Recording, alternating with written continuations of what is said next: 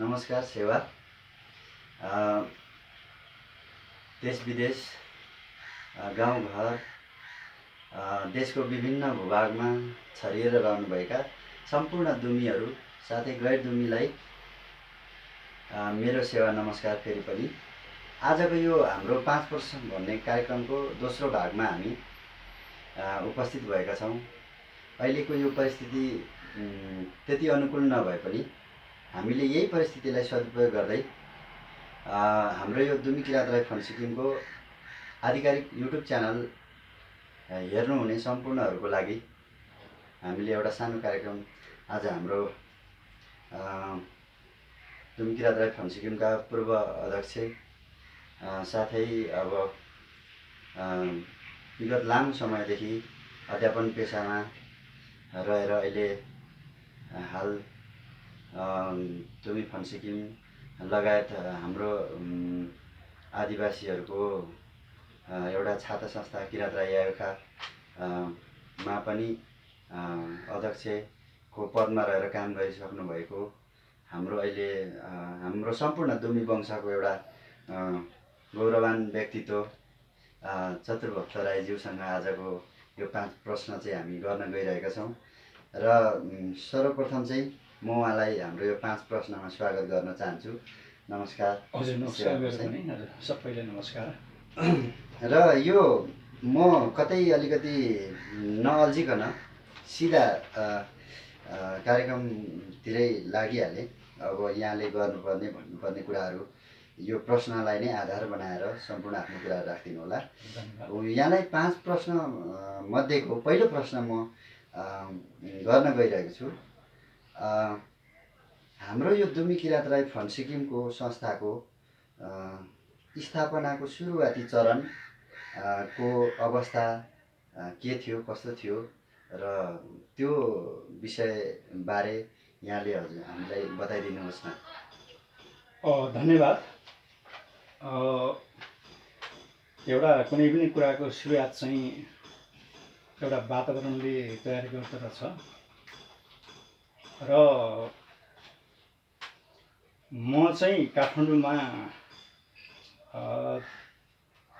34 सालतिर म यहाँ अध्ययन गर्न आउँदाखेरि एउटा त्यो बेलाको हाम्रो पूर्वेली विशेष खोटाङ्गे मागपालीहरू बाक्सीले हामी साथीभाइहरू एउटा मिलेर एउटा संस्था जस्तो बनाएको थियौँ। त्यो बेलामा संस्था दर्ता गर्न पाइँदैन थियो। दर्ता गरिए पनि त्यसको धेरै प्रक्रियाहरू पुऱ्याउनु पर्ने थियो। तर हामीले एउटा संस्था बनाएका थियौँ। त्यो संस्थाको नाम पनि मैले भुलिसकेँ है। त्यो संस्थाको प्याड अझैसम्म पनि मसँग छ र त्यो संस्था मार्फत हामीले एउटा सङ्गठनको एउटा दायरालाई त्यो बेलामा हामीले पक्रेका थियौँ।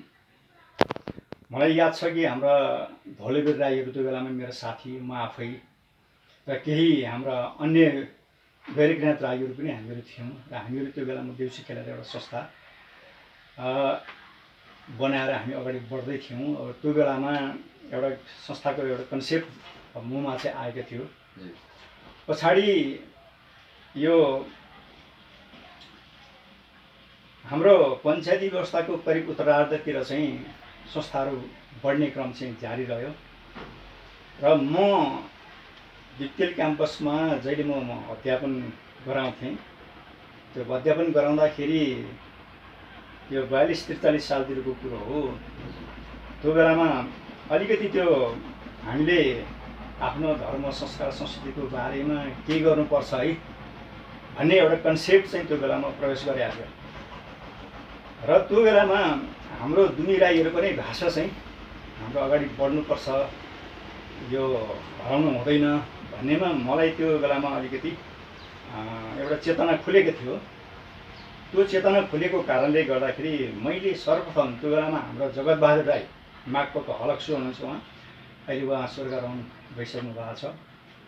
म यही कार्यक्रम मार्फत म चाहिँ उहाँलाई श्रद्धाञ्जली पनि अर्पण गर्न चाहन्छु। हाम्रो दाई, उहाँसँग मेरो उहाँ भाषाको राम्रो विज्ञ भएको हुनाले, भाषा बोल्ने भएको हुनाले नवरङका जगतबहादुरसँग मैले उहाँसँग सरसल्लाह गरेका थिएँ हाम्रो भाषालाई कसरी बचाउनुपर्छ भन्ने कुरा।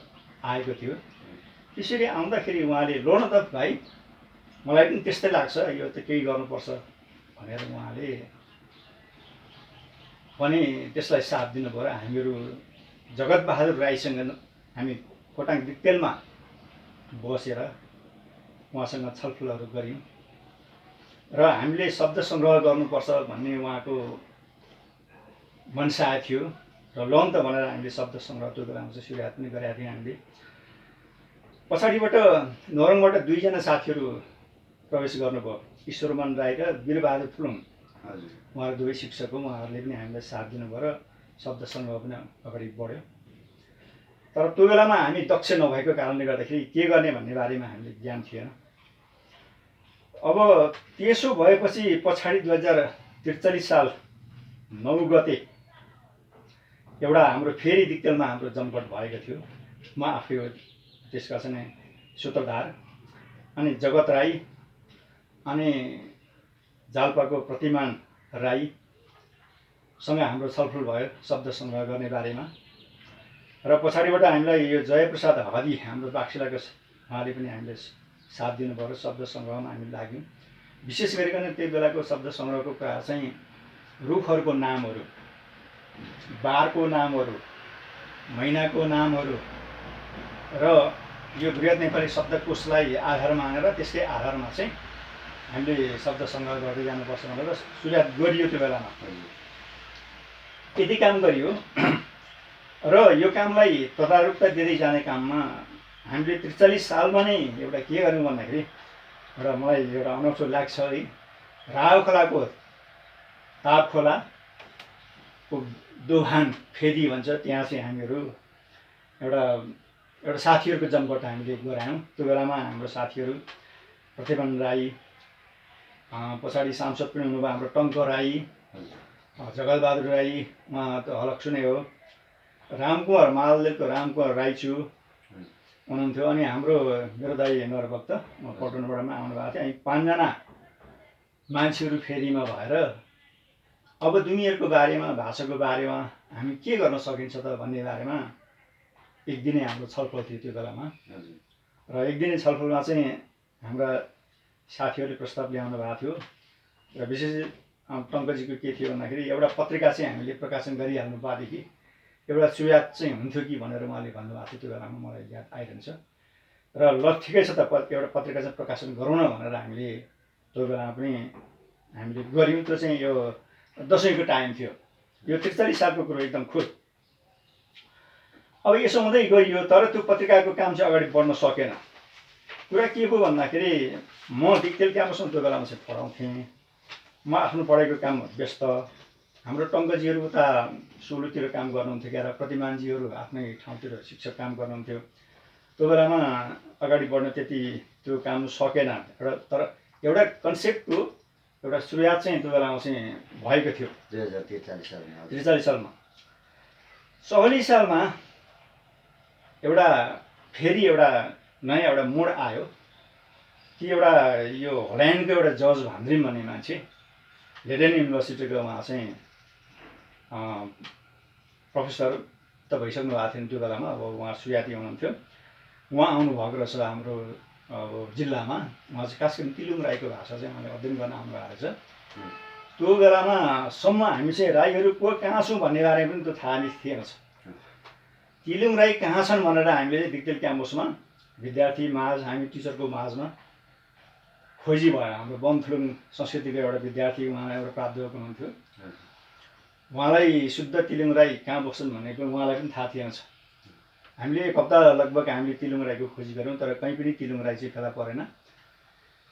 अब जज भान्द्रिम चाहिँ उहाँ चाहिँ दिक्तेल छाडेर जाने अवस्थामा परिसक्नु भएको थियो। मैले उहाँलाई होइन हाम्रो दुमीहरूको भाषा पनि यो चाहिँ लोप हुन लागेको छ, यो भाषाको अध्ययन गर्नुपर्छ भनेर उहाँलाई मैले प्रेरित गरेँ। उहाँले सुरुमै प्रस्ताव के गर्नु भने स्पोर्ट नहेरिकन केही गर्न सकिँदैन भनेर भन्नुभयो। ल त स्पोर्ट हेर्न जाने भनेर हामी कुरो स्पोर्ट हेर्न चाहिँ एकैचोटि चाहिँ हामी चिउर फर्काउँदै हामी बाक्सिला विमल सिंह राईकोमा गएर चाहिँ हामी ठोकियौँ। उहाँले त्यहाँ अध्ययन गर्नुभयो, लगभग वर्ष दिन उहाँ आज गर्नुभयो, 6 महिना चाहिँ एकचोटि निरन्तर सुरुमा बस्नुभयो र उहाँले पछाडि चाहिँ ग्रामर अफ दुनियाँ उहाँले निकाल्नु भएको त्यो बेलामा त्यो एउटा विदेशी एउटा विद्वानहरूको एउटा जुन सङ्गत मैले पाएँ र उहाँले सुरुवात गर्नुभएको त्यो भाषाको कुरो हो, त्यो ग्रामर अफ दुमी भन्ने जुन निस्केको छ। अब त्यस्ता कुराहरूले मलाई चाहिँ होइन हामीले चाहिँ केही गर्नै पर्छ भन्ने चाहिँ अब लागेपछि त्यसरी नै अगाडि बढ्दै गयो। 46 सालको जनआन्दोलन आएपछि 46 सालले एउटा नयाँ माहौल चाहिँ हामीलाई चाहिँ एउटा ल्याएको थिए। 45 सालमा किराँत राई याएको स्थापना भइसकेको थियो। म काठमाडौँ आउँदाखेरि त्यो बेलामा पुतली सडकमा मलाई एउटा साथीले किराँत राई याएको गठनको बारेमा उहाँले भन्नुभएको थियो र एउटा प्रतिनिधित्व तपाईँ पनि बस्दिनुपर्छ भनेर भन्नुभएको थियो। हुन्छ पनि मैले भनेको थिएँ, तर उहाँले राख्नुभयो कि भएन मलाई थाहा थिएन 45 सालको कुरो। तर 46 सालमा जनआन्दोलन भएपछि एउटा नयाँ लहर चाहिँ त्यसले ल्यायो। अनि त्यस पछाडि 2050 साल तपाईँको यो 7 महिना 23 गते एउटा म त्यो बेलामा भोजपुर क्याम्पसमा काम गर्थेँ। म त्यो बेला क्याम्पस चिफ नै थिएँ।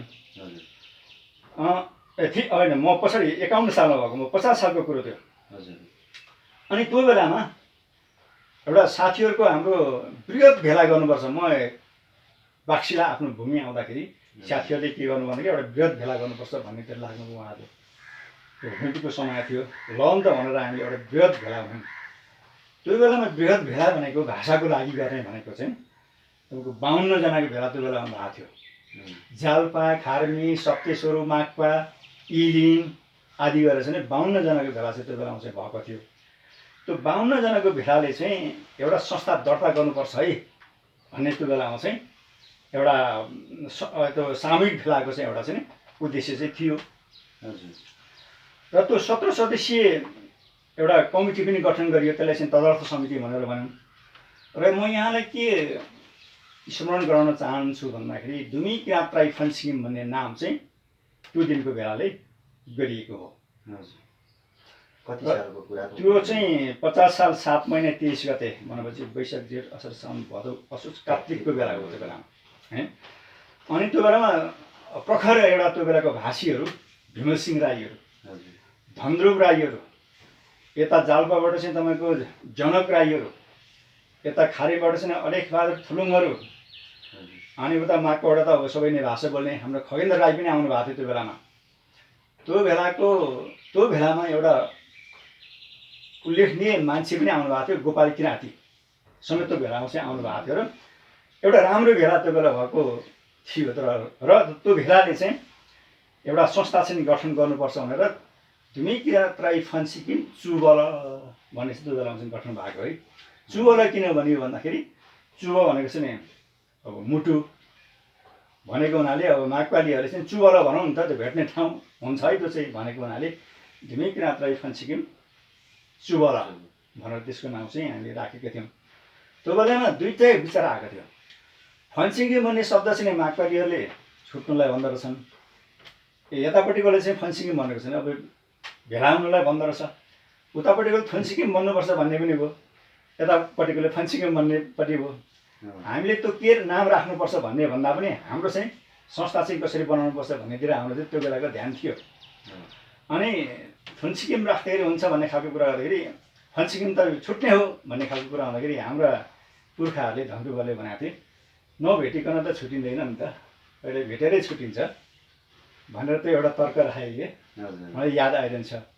ल ठिकै छ भनेर त्यतापट्टि त्यो फन्सिकिम र फन्सिकिमपट्टि हामी त्यो तर्क वितर्कमा नगइकन हामी त्यो बेला चाहिँ दुमी किराँत राई फन्सिकिम चुबल राख्नुपर्छ भनेर त्यो नाम चाहिँ राखियो र अगाडि गइयो।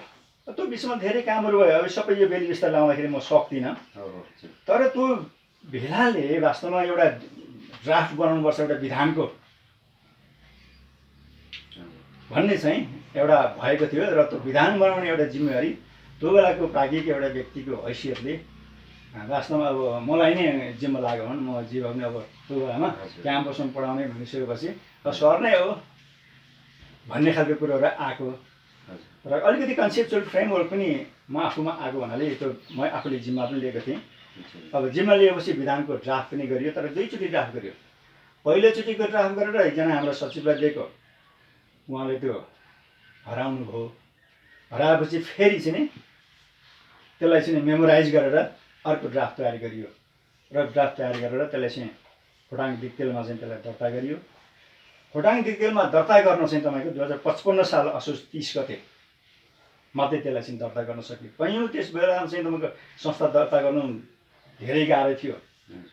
सबै मान्छेहरूको चाहिँ तपाईँको चाहिँ यो पुलिसले रिपोर्ट लिनुपर्ने यस्ता यस्ता कुराहरू थिए। त्यस कारणले दसैँ अगाडि गर्नुपर्ने कामहरू हामीले त्यो सकेनौँ।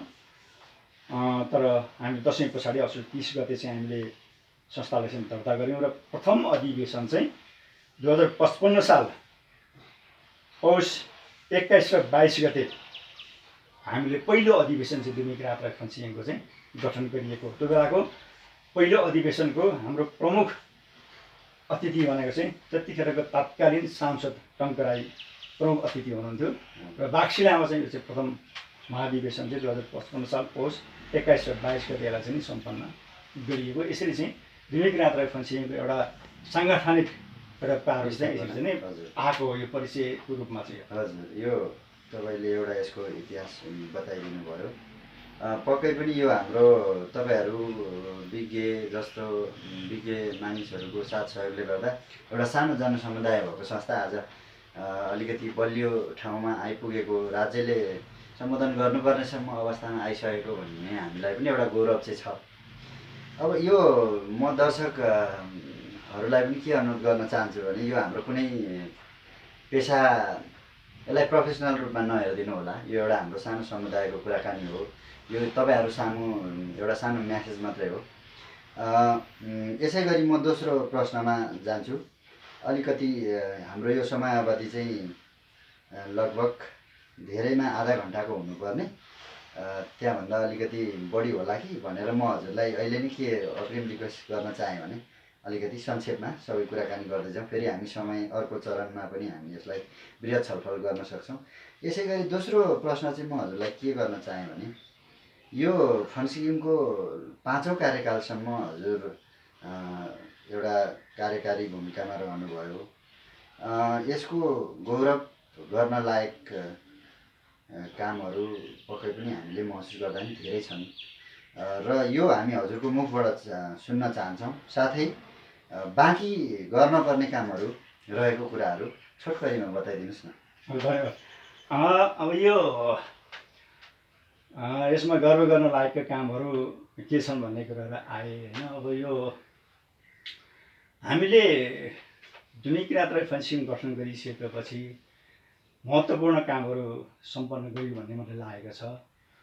अब त्यसमा पहिलो कुरो त के गरियो भन्दाखेरि दुमीहरूलाई एउटा दायराभित्र ल्याउन सकियो र दुमीहरू त्यो बेलामा कहाँ छौँ भन्ने कुरो पनि थाहा थिएन। पासा कति हो भन्ने कुरो पनि थाहा थिएन। सामे कति छ भन्ने कुरो पनि थाहा थिएन। दुमी किराँत राई फन्सिङ गठन भइसकेपछि त्यसले हाम्रो 21 पासा रहेछ, 7वटा सामेमा चाहिँ हामी चाहिँ बाँटिएका रहेछौँ भन्ने कुरा चाहिँ त्यसले चाहिँ एउटा कुरो प्रष्ट ल्याउन सक्यो। त्यो एउटा हाम्रो फाइदाकै कुरो हो। नभए त्यो बेलासम्म चाहिँ खारिमकोले हामी मात्रै दुमी, माकपकोले हामी मात्रै दुमी, यो खालको अवस्था थियो। त्यो यो छरपष्टिको अवस्थाबाट हामीले चाहिँ एक ठाउँमा ल्याउन सक्यौँ। त्यो हाम्रो चाहिँ उपलब्धिको रूपमा त्यसलाई मान्नुपर्छ। एउटा सङ्गठन तयार भइसकेको छ। अब त्यस पछाडिको उपलब्धि भनेको चाहिँ अब जस्तो अब भाषाकै कुरो भनौँ न, हामी मुख्यतः पहिला यो संस्कृति विषयभन्दा पनि हामी भाषा चाहिँ कसरी बचाउने भन्नेमा थियौँ। त्यो भाषा अभियानको लागि हामीले वास्तवमा चाहिँ जुटेका हौँ। भाषा अभियानमा जुट्दै जाँदाखेरि अहिलेसम्मको अभ्यासमा हाम्रो धेरै विज्ञ साथीहरू पनि यो भित्र प्रवेश गर्नुभयो। अब अहिलेसम्म आइपुग्दाखेरि भाषालाई हामीले लेखनको रूपमा हामीले लान सक्यौँ। अहिले हाम्रो साथीहरूले डिक्सनरीहरू चाहिँ होइन हामीले निकाल्ने प्रयत्न गऱ्यौँ। डिक्सनरी प्रकाशन भइसकेको छ। स्लिम मात्रै पनि हाम्रो चाहिँ 20औं अङ्क चाहिँ हाम्रो अहिले आइसकेको छ होइन। साथीहरूले ग्रामर लेख्ने एउटा तयारीमा चाहिँ हुनुहुन्छ र अहिले चाहिँ हाम्रो अध्यापनको विषय अगाडि बढाउनुपर्छ। हाम्रो चाहिँ स्कुलमा हाम्रो जहाँ सम्भावना छ त्यहाँ हाम्रो भाषा पढाउनुपर्छ भन्नेमा चाहिँ एकजुट रूपमा सबै दुमीहरू चाहिँ लागेको अवस्था छ। यो पनि एउटा उपलब्धिकै रूपमा चाहिँ हामीले मान्नुपर्छ। अर्को कुरो, दुमीहरूको सङ्गठनलाई हामीले विस्तार गर्न सकेको छ। खाजा भाषामा मात्रै होइन, हामीले धरानसम्म, हामीले चाहिँ अन्त इलामसम्म, हामीले हाम्रो दायरालाई हङकङसम्म, युकेसम्म पनि हामीले हाम्रो संस्थालाई चाहिँ स्थापित गर्न सकेका छौँ हजुर, र साङ्गठनिक रूपमा चाहिँ यो एकताको रूपमा अगाडि बढिरहेको छ। त्यस कारणले यो एउटा यसलाई उपलब्धि नै हो भन्ने चाहिँ अब हामीले मान्नुपर्छ जस्तो लाग्छ। त्यसै गरिकन हामीले स्थानीय थापथलहरूको हामीले पहिचान गरेका छौँ। कतिपय कुराहरू हामीले बाहिर एउटा सतहमा ल्याउनको लागि अथवा त्यसलाई दृश्यात्मक रूपमा ल्याउनको लागि नसकेको भने हामीले लिखित रूपमा हामीले ल्याउन सकेको छ। दृश्यात्मक कुरो गर्ने हो भने जस्तो अहिले हाम्रो हिप्लासगढीको कुरो भनौँ न हैन, हिप्लासगढी जस्तो हाम्रो एउटा ऐतिहासिक थापथलो जसलाई चाहिँ हाम्रो राज्य व्यवस्थाले पनि एउटा भुलिरहेको, त्यसलाई नकारिरहेको एउटा अवस्था थियो। त्यसलाई चाहिँ दुर्नी किराँत फेन्सिङले अहिले त्यसलाई संरक्षण गरेर लगभग 11 रोपनी जग्गा चाहिँ कोही निःशुल्क रूपमा, कोही चाहिँ किनेर भए पनि हामीले त्यहाँ हिप्लासगढी निर्माण गर्न सकेका छौँ। यो एउटा उपलब्धिकै पूर्ण मान्नु पर्ला हैन, हजुर, महत्त्वपूर्ण उपलब्धि हो। हजुर, हजुर, दुवै किराँतराईहरूको एउटा फेन्सिङ भवन हामीले निर्माण गर्न सकेका छौँ। केन्द्रीय भवन, केन्द्रीय भवन हामीले निर्माण गर्न सकेका छौँ। हाम्रो दुम्कीमा धरानमा एउटा त्यहाँको सक्रियताले गर्दाखेरि, दुनियाँको सक्रियताले गर्दाखेरि लगभग 7 कट्ठा जमिनमा घर समेत बनाएर उहाँले राम्ररी काम सञ्चालन गरिसक्नु भएको छ। 7 धुर जग्गामा उहाँले गरिराख्नु भएको छ। अब अहिले वंशावलीहरू हजुर, पहिले नै हामीले एउटा वंशावली त हामीले प्रकाशन गरिसकेका छौँ। त्यसमा केही कमेन्टहरू पनि आएका छन्। अब अहिले हामीले महिला र पुरुषको चाहिँ वंशावली समान रूपमा जतिसम्म भेटिन्छ महिलालाई पनि सँगै लानुपर्छ भनेर हामीले वंशावलीको काम पनि करिब हाम्रो यो विदेशमा चाहिँ दार्जिलिङ र सिक्किम, दार्जिलिङको पनि आदि त भइसकेको छ, सिक्किमको बाँकी नै छ। ती ठाउँहरूबाट हामीले वंशावली सङ्कलन गर्न पर्ने छ। अन्त नेपालको चाहिँ प्रायः चाहिँ सबै ठाउँबाट वंशावली आइसकेको अवस्था छ। वंशावलीको प्रकाशन फेरि हामी गर्दैछौँ, डेटा सङ्कलन भइसकेको छ। यसलाई पनि हामीले उपलब्धिकै रूपमा हामीले लिन सकिन्छ। हामीले केही हाम्रा अक्षय कोषहरू पनि हामीले स्थापना गर्ने दिन लागिरहेको छौँ। म आफैले पनि 76 सालको कार्तिकमा होइन त 1-2 गते 6औँ महाधिवेशन म आफैले पनि युनियरको प्रतिभालाई उकास्नको लागि त्यो बेलै हामीले हाम्रो सम्मेलनमा मैले 1 लाखको चेक पनि मैले हस्तान्तरण गरिसकेको छु। अगाडिबाट पनि हाम्रो केही रकमहरू हाम्रोसँग आएका छन्। इस्लिम समृद्धि कोषहरू आएको छ, हाम्रो ग्रामरहरू लेखिएका छन्। यी सबै हाम्रो चाहिँ उपलब्धिको रूपमा नै यसलाई चाहिँ हेर्नुपर्छ भन्ने मलाई लागेको छ।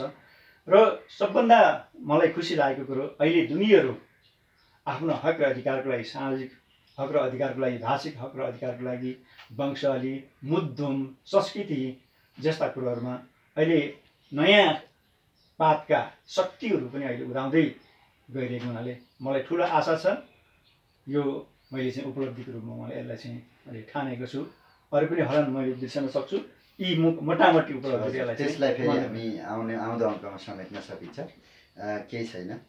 अब सिधा कतै नअल्झिकन फेरि म यो प्रश्न उत्तरकै श्रृङ्खलालाई कन्टिन्यू गर्न चाहेँ। यो अब यहाँ त लामो समय प्राध्यापकको पेसामा रहनुभयो, साथसाथै एउटा हाम्रो राईहरूको छाता सङ्गठन किराँत राई याखाको चेयरम्यान पनि रहनुभयो। बुझ्न खोजेको कुरा चाहिँ र अलिकति जान्न खोजेको कुरा चाहिँ यो अलिकति आफ्नो क्षेत्रगत हिसाबको आफ्नो दुमीहरूको अध्यक्ष रहँदै गर्दा र याखाको अध्यक्ष रहँदै गर्दा आफ्नो वंश दुमीहरूलाई चाहिँ यहाँले कस्तो अवस्थामा पाउनुभयो र अहिले कसरी हेरिराख्नु भएको छ, यो तपाईँको अनुभव अलिकति बताइदिनुहोस् न। अब यो किराँत राई याखमा म लाग्दै गर्दाखेरि मैले त्यहाँ वास्तवमा के भेटेँ भन्दाखेरि अब किराँत राई याखले सबै हाम्रो 28वटा भाषालाई त्यसलाई संरक्षण गर्छु भनेर लिएर हिँड्नु चाहिँ नि एउटा निकै नै गाह्रो रहेछ त्यो चाहिँ।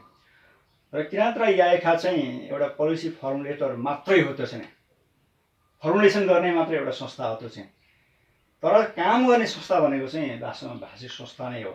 त्यसो भएको हुनाले त्यो बेलामा मलाई के लागेको थियो भन्दाखेरि किराँत राई यायखा छँदा छँदै पनि आफ्नो भाषाकै किराँत राई यायखामा बसेर म भाषाको पनि काम गरेको छु। मैले कालुराम राईहरूसँग म काम पछाडि बसेर मैले सघाएको छु संस्थालाई। त्यो बेला म सदस्य हुँदाखेरि म एकैचोटि अध्यक्ष सेवा गरेर म सदस्यबाटै गएको हो। र त्यहाँको एउटा अवस्था हेर्दाखेरि हामीले हाम्रो भाषिक संस्थाहरू चाहिँ स्थापित गर्दै नलैजाने हो भने किराँत राई यायखा एउटा सिङ्गोले मात्रै सक्दैन भन्ने त्यो बेलामा चाहिँ मलाई लागेको हुनाले दुई किराँत राई फन्सिङ गठन गर्नुपर्छ भन्नेमा म चाहिँ सुरुदेखि नै लागेको र त्यसमा साथ सहयोग चाहिँ सबै साथीहरूले अहिलेसम्म गरिराख्नु भएको छ। र यस्तो कुराहरू हाम्रो भाषा मुद्दुम सबैको साझा त हो, तर मुद्दुमगत भाषाहरू पनि हाम्रो केही फरक पर्छ। अब तमा खेमाहरू हाम्रो पारुवाङ नायमहरू सबैको साझा भए पनि केही न केही सार त मिल्छ, तर घटनाहरू परिवेशहरू कथावस्तुहरू त फरक नै पर्छ। मुद्दुमहरूमा पनि भाषागत फरक नै पर्छ।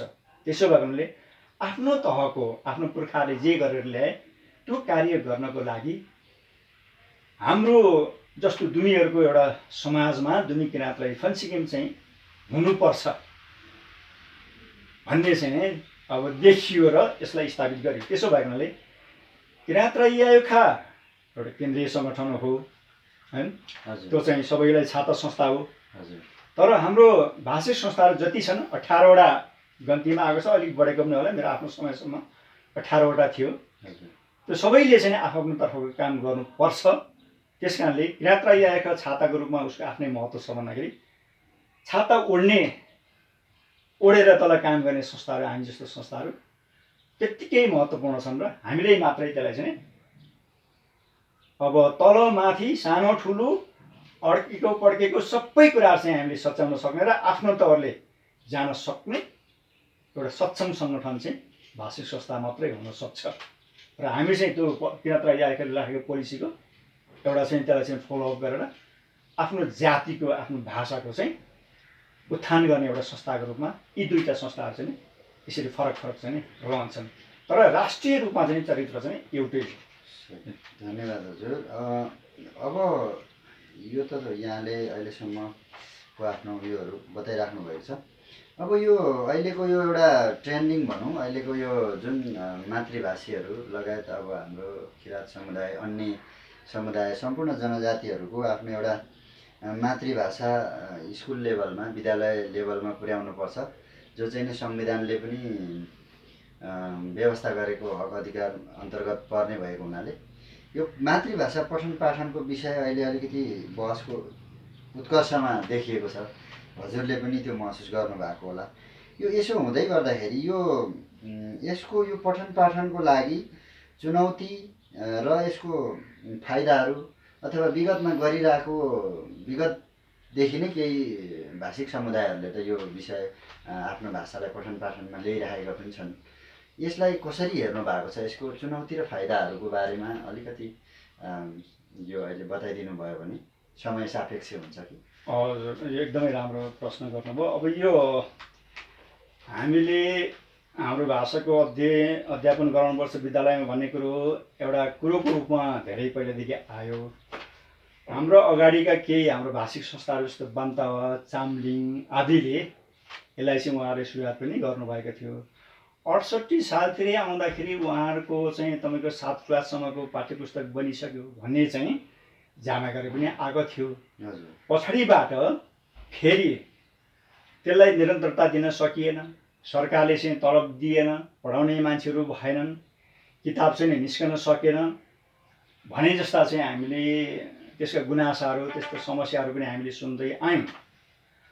अब यो कुरालाई पनि हामीले मध्यनजर राख्यौँ र हामीले पनि के गर्यौँ भन्दाखेरि अब अरू भाषाले आफ्नो अध्यापनलाई अगाडि बढाउँदै गर्दाखेरि हामी चाहिँ किन त अगाडि नबढ्ने भन्ने कुरो आयो। तर बढ्नको लागि धेरै चाहिँ अडचनहरू चाहिँ त्योभित्र रहेछन्। एउटा कुरो चाहिँ तपाईँको हाम्रो त ग्रामर नै डिक्सनरी नै बनिएको छैन। डिक्सनरी बनाउनुपर्छ भन्ने चाहिँ हामीले लाग्यौँ। डिक्सनरी बनिसकेपछि हामीले चाहिँ अब पाठ्यपुस्तक बन्नुपर्छ भन्नेतिर हामी अब लाग्यौँ। आखिर प्रक्रिया पनि त्यही नै रहेछ। तर पाठ्यपुस्तक बन्नुभन्दा अगाडि पनि पाठ्यक्रमको तयारी पनि रहेछ। त्यस कारणले अब यताबाट चाहिँ जाँदाखेरि एउटा सिलसिलाबद्ध हुन्छ भनेर कुरो चाहिँ हाम्रो दुमिकिराँत राइफान्सिङमा निकै अगाडिदेखि नै चल्दै आयो। तर हाम्रो जनशक्तिको चाहिँ एउटा कमी र त्यो प्लानिङलाई कसरी चाहिँ इम्प्लिमेन्ट गर्ने भन्ने कुरोको प्लानिङ पनि हामीले बनाउन नसकेको अवस्था चाहिँ हो है फेरि। तर पनि हामी अरू भाषिक संस्थाहरूले अगाडि बढाउँदै गर्दाखेरि हामी पनि पछाडि रूपमा चाहिँ रहँदै गयौँ र हामी पनि केमा छौँ भन्दाखेरि हाम्रो भाएबल ठाउँहरू जति छन् त्यस्ता भाएबल ठाउँहरूमा हामीले हाम्रो भाषाको अध्ययनको लागि पाठ्य पुस्तक बन्नुपर्छ। हामी यताकता 2-4 जनाले मात्रै यो भाषा सिकेर हुँदैन। हाम्रो भाषालाई ग्रासरुटबाटै लानको लागि त्यही विद्यालय तह हो जहाँ अहिले सरकारी विद्यालय छ। त्यही विद्यालयमा चाहिँ 100 नम्बरको चाहिँ त्यहाँ चाहिँ हामीले पठन पाठनको विषयवस्तु बनाइनुपर्छ। त्यसको लागि पाठ्य पुस्तक लेखिनुपर्छ भन्ने चाहिँ हाम्रो दुमिकिराँत राइफान्सिङमा बारम्बार यो चलिरहेको कुरा हो र अहिले साथीहरू तयारीमा पनि त्यो चाहिँ हुनुहुन्छ।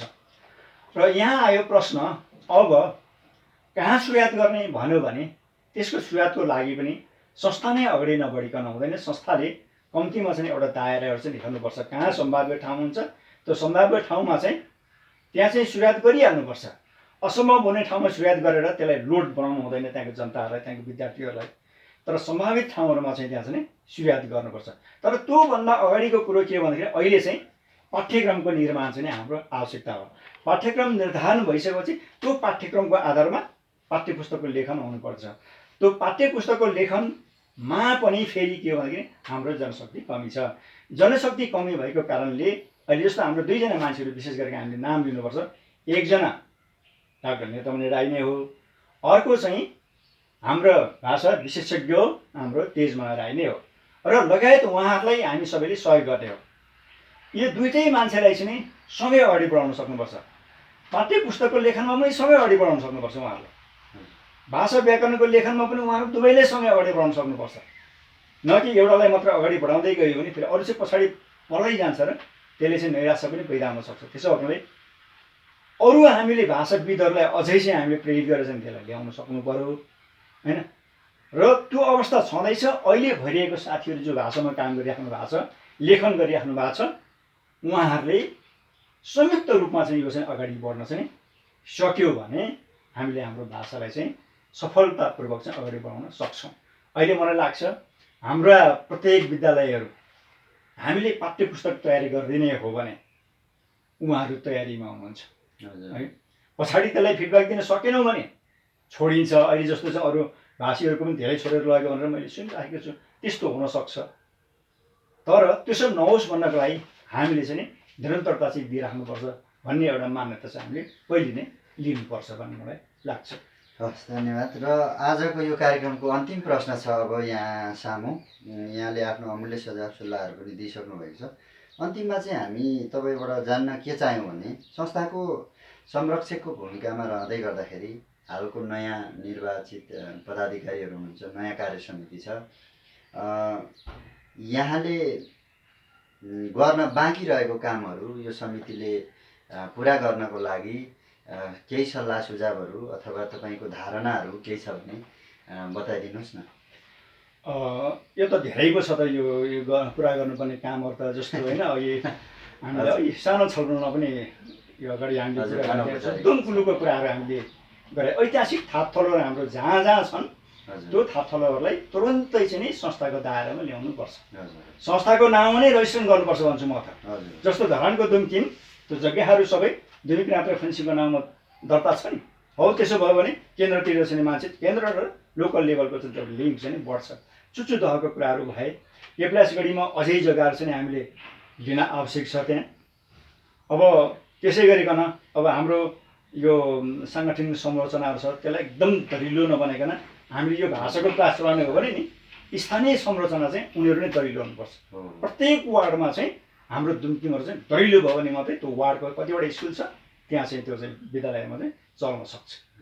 र अझै हामीले जति काम गऱ्यौँ हुन त यो भोलिन्टियर संस्था भएकोले धेरै काम गर्न पनि नसकिने रहेछ होइन।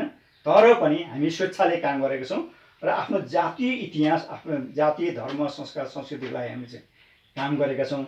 अझै पनि एकजुट हुन चाहिँ नसकिरहेको हो कि भन्ने मलाई लागिरहेको छ है। हजुर। कोही चाहिँ विषयबाट हिँड्दा हिँड्दै छोड्ने, बाटै हिँड्न छोड्ने, साथ दिँदै दिनै छोड्ने, यो खालको पनि हामीसँग अब देखा परेको छौँ।